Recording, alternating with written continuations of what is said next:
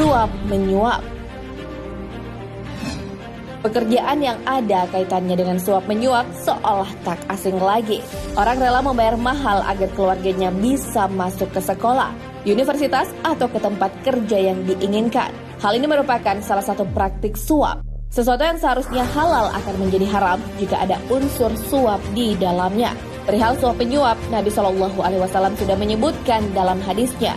Dari Ibnu Umar radhiyallahu an, ia berkata, Rasulullah SAW melaknat yang memberi suap dan yang menerima suap.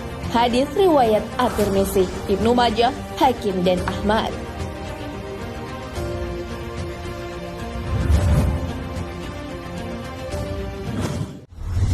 Memakan riba.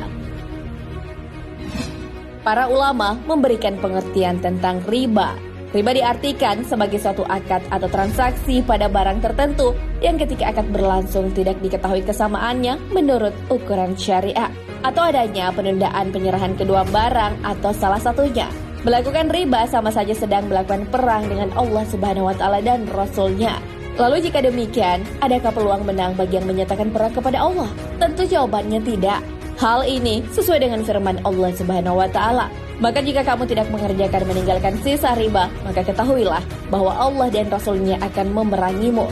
Dan jika kamu bertaubat dari pengambilan riba, maka bagimu pokok hartamu. Kamu tidak menganiaya dan tidak pula dianiaya. Al-Quran Surah Al-Baqarah ayat 279. Sahabat beriman, masih ingin bermain-main dengan riba? Allah menyatakan perang pada pelaku riba.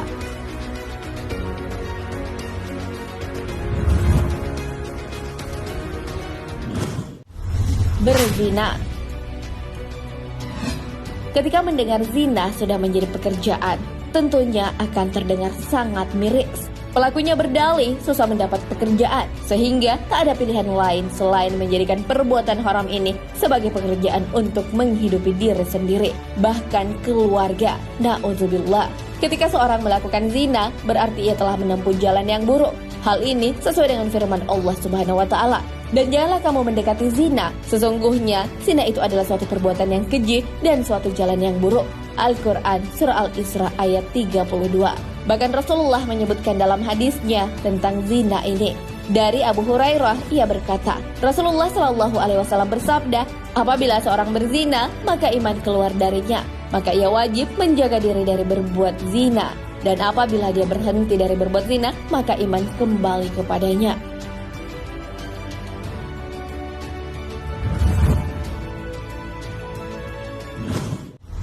Penimbun barang dagangan. Pekerjaan lain yang harus diwaspadai adalah menimbun barang saat harganya murah dengan tujuan menjualnya kembali kepada masyarakat yang membutuhkan dengan harga yang tinggi. Hal ini dilakukan untuk memperkaya diri sendiri dengan mengabaikan orang lain. Tentunya akan ada balasan bagi orang yang mempraktikkan ini. Hal ini sudah disebutkan dalam hadis Rasulullah SAW.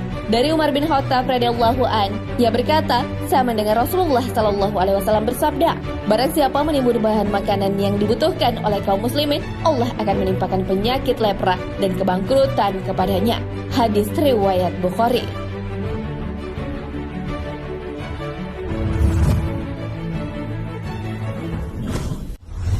Judi.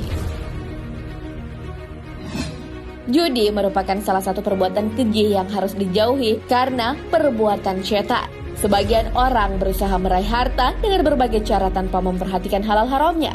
Salah satu yang biasa dilakukan adalah berjudi.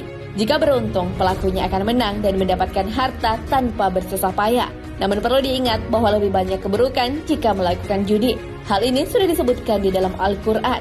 Maka bertanya kepadamu tentang khamar, minuman keras, dan judi. Katakanlah, kepada keduanya terdapat dosa yang besar dan beberapa manfaat bagi manusia. Tapi dosa keduanya lebih besar daripada manfaatnya. Al-Quran Surah Al-Baqarah ayat 219. Tidak ditampik manfaat dari judi, namun manfaat itu tak sebanding dengan kerusakan yang akan menghancurkan agama pelakunya. Maka dari itu Allah melarang perjudian. Hal ini sesuai firman-Nya, hai orang-orang yang beriman, sesungguhnya meminum khamar, berjudi, berkorban untuk berhala, mengundi nasib dengan panah adalah termasuk perbuatan syaitan. maka jauhilah perbuatan-perbuatan itu agar kamu mendapat keberuntungan. Al-Quran Surah Al-Ma'idah ayat 90.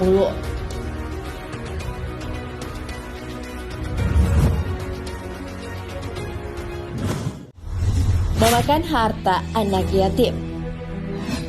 Islam mengajarkan untuk berbuat baik kepada anak yatim.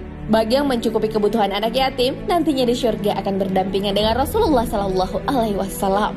Hal ini sesuai hadis dari Sahih bin Sa'ad dari Nabi SAW.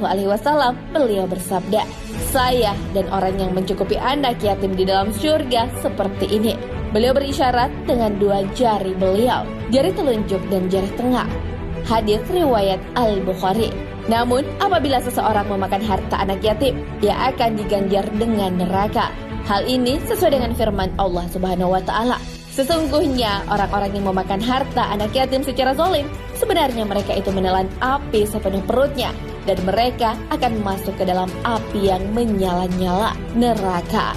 Al-Quran Surah An-Nisa ayat 10.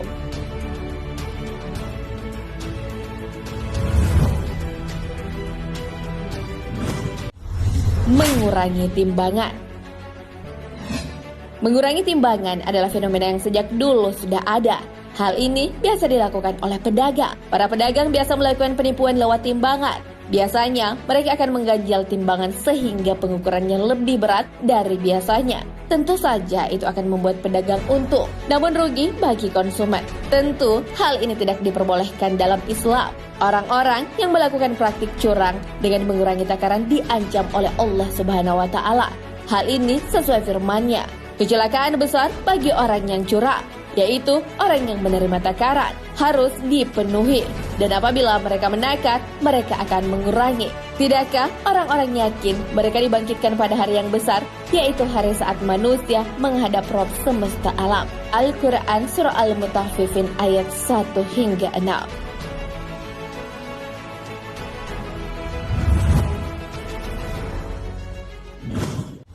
Korupsi.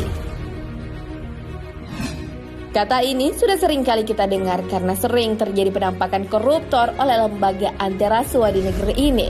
Korupsi diartikan sebagai penyelewengan atau penggelapan uang negara atau perusahaan untuk keuntungan pribadi atau orang lain.